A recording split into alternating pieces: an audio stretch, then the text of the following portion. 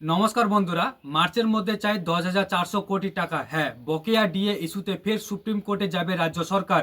জানুন আজকের এই ভিডিওর মাধ্যমে আপডেট। দেখুন, হাতে বেশি সময় নেই, 31শে মার্চ অবধি সময় রয়েছে রাজ্য সরকারের হাতে। তার মধ্যে বকেয়া ডিএর 25% মিটিয়ে দেওয়ার নির্দেশ দিয়েছে সুপ্রিম কোর্ট। আপাতত সরকারি কর্মচারীরা বা কর্মীরা হাতে বকেয়া পাওয়ার অপেক্ষায় রয়েছেন। সুপ্রিম কোর্টের নির্দেশ পালন করে কবে সরকারি কর্মচারীদের বকেয়া ডিএর 25% মেটাবে রাজ্য?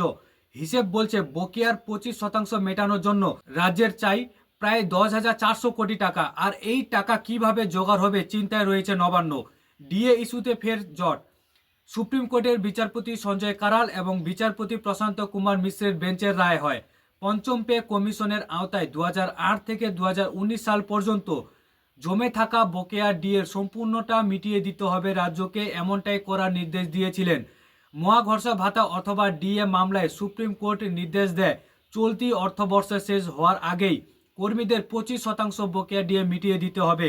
বকেয়া ডিএর 25% 31শে মার্চের মধ্যে মেটাতে হবে বলে এমনটা জানা গিয়েছে।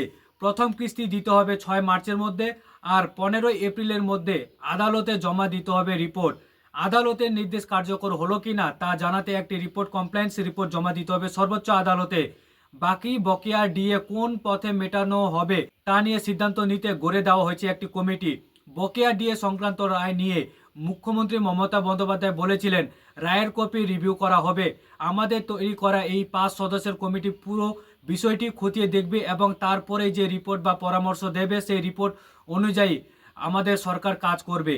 ডিএ বিষয়ে আদালতের রায় পর্যালোচনা করে সমস্ত সমস্যা দূর করতে রাজ্যের মুখ্য সচিবের নেতৃত্বে একটি 5 সদস্যের বিশেষ কমিটি কিন্তু গঠন করার ঘোষণা করা হয়েছে বলে জানিয়েছেন তিনি।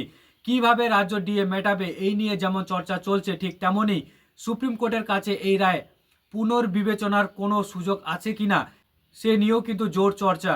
রিভিউ পিটিশন বা কিউরেটিভ পিটিশন করার কি কোনো জায়গা রয়েছে, সে বিষয় নিয়েও আলোচনা চলছে। ভোট অন অ্যাকাউন্ট বাজেটে একাধিক ঘোষণা করেছে রাজ্য সরকার।